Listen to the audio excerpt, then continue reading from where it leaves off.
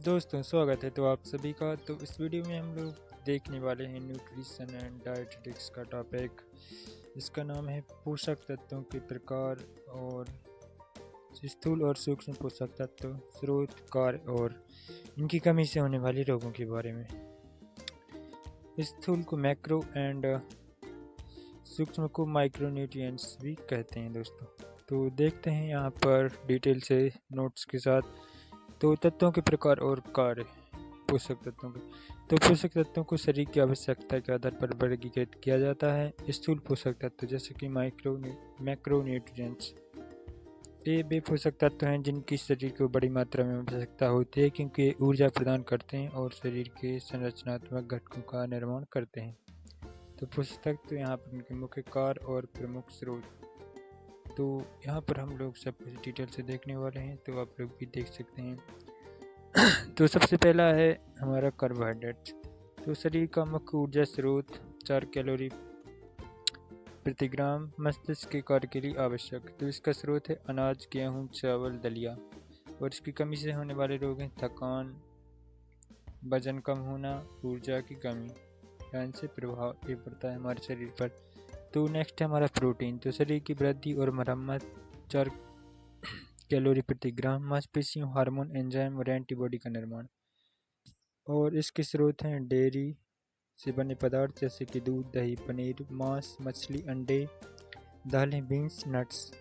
और इसकी कमी से जो प्रभाव पड़ता है वो मांसपेशियों का नुकसान, विकास में बाधा, कमजोर प्रतिरक्षा प्रणाली एंड एडिमा। तो दोस्तों उसके बाद आ जाता है यहाँ पर फैट। तो फैट या वसा ऊर्जा का संग्रहित स्रोत 9 कैलोरी प्रति ग्राम, विटामिन ए, डी, ई के अवशोषण में मदद, कोशिका झिल्ली और हार्मोन का निर्माण। तेल, तो इसका स्रोत है तेल, वनस्पति, जैतून और कनोला, मक्खन, घी, नट्स, बीज, एवोकाडो, फैटी मछली।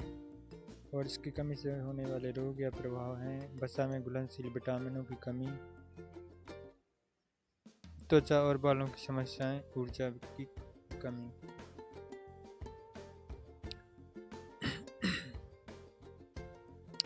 तो फिर इसके बाद हम लोग माइक्रोन्यूट्रिएंट्स के बारे में देखेंगे। तो यहाँ पर माइक्रोन्यूट्रिएंट्स हैं ये भी पोषक तत्व जिनकी शरीर को छोटी मात्रा में आवश्यकता होती है, लेकिन ये चयापचय, मेटाबॉलिज्म और अन्य महत्वपूर्ण शारीरिक प्रतिक्रियाओं के लिए उत्प्रेरक के रूप में आवश्यक होते हैं। तो यहाँ पर आप लोग सूक्ष्म पोषक तत्व या माइक्रोन्यूट्रिएंट्स भी हेडिंग लिख सकते हैं दोस्तों। तो सूक्ष्म पोषक तत्वों में विटामिन और खनिज शामिल होते हैं। विटामिन, तो सबसे पहले विटामिन के बारे में हम लोग देखते हैं। तो विटामिन ए, इसका कार्य है दृष्टि, आंखों के लिए प्रतिरक्षा कार्य, कोशिका वृद्धि। और इसका प्रमुख स्रोत है गाजर, पपीता, दूध, अंडे की जर्दी, हरे पत्तेदार सब्जियां। और इसकी कमी से होने वाले रोग रतौंधी और शुष्क त्वचा।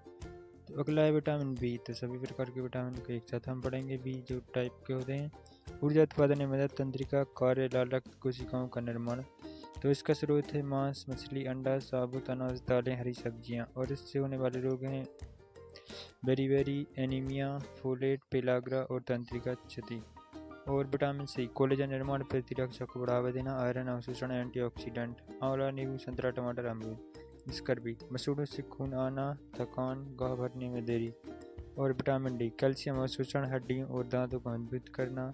इसके स्रोत हैं दूध, फैटी मछली, सैल्मन और फोर्टिफाइड दूध, दही। और इसके मिश्रण होने वाले रोग हैं रिकेट्स, बच्चों में होते हैं जो, और ऑस्टियोमलेशिया, वयस्कों में हड्डियां कमज़ोर होना। तो एंड इसके बाद है विटामिन के। तो रक्त का थक्का या ब्लड क्लॉटिंग, जमना, हड्डियों का स्वास्थ्य। हरी पत्तेदार सब्जियां, पालक, असामान्य रक्तस्राव, रक्त का थक्का, ना जमना। तो ये विटामिन के की कमी से होने वाली कमी। और इसके बाद है हमारे खनिज जैसे कि कैल्शियम। तो इसका कार्य होता है हड्डियों और दांतों का निर्माण, मांसपेशियों का संकुचन, तंत्रिका संचरण। तो प्रमुख स्रोत इसका दूध, पनीर, दही, हरे पत्तेदार सब्जियां, तेल। एंड कमी से होने वाले ऑस्टियोपोरोसिस, कमजोर हड्डियां। और इसके बाद आयरन आ जाता है जो हीमोग्लोबिन का निर्माण, रक्त में ऑक्सीजन पहुंचाना, मांस, मछली, दालें, पालक, सूखे मेवे। और एनीमिया, कमज़ोर, थकान, सांस फूलना। इसके बाद आ जाता है आयोडीन। तो थायराइड हार्मोन का उत्पादन और मेटाबॉलिज्म को नियंत्रित करता है। एंड इसके स्रोत हैं आयोडाइज्ड नमक, समुद्री भोजन। और इससे होने वाले रोग हैं गोइटर, जिसे गंडमाला कहते हैं, बच्चे मानसिक मंदता। और अगला है हमारा सोडियम और पोटेशियम, शरीर में द्रव संतुलन, तंत्रिका और मांसपेशियों का कार्य। और इसके स्रोत हैं नमक, सोडियम, केला, आलू, दालें, दूध, मांस। पोटेशियम और इससे होने वाले रोग हैं मांसपेशियों में ऐंठन, द्रव असंतुलन, निम्न रक्तचाप। एंड इसके बाद आ जाता है हमारा मैग्नीशियम। तो हड्डियों का स्वास्थ्य 300 से अधिक एंजाइम प्रतिक्रियाओं में सहायक। साबुत अनाज, नट्स, बीज, हरी पत्तेदार सब्जियां, मांसपेशियों में कमजोरी, थकान। तो संतुलित आहार इन सभी पोषक तत्वों को सही मात्रा सुनिश्चित करने का सर्वोत्तम तरीका है। तो हमें संतुलित आहार लेना चाहिए। तो दोस्तों, इस वीडियो में हम लोग इस टॉपिक को अच्छी तरह से देख चुके हैं। इतना ही आपके लिए काफ़ी होगा इस टॉपिक के लिए। तो और भी टॉपिक के लिए आप लोग देख सकते हैं हमारे चैनल को, और प्ले लिस्ट पर आपको न्यूट्रिशन और डाइटिक्स के सारे टॉपिक मिल जाएंगे। और जो टॉपिक पर आपको नोट्स चाहिए हैं तो आप लोग कमेंट कर सकते हैं। तो वीडियो देखने के लिए धन्यवाद दोस्तों।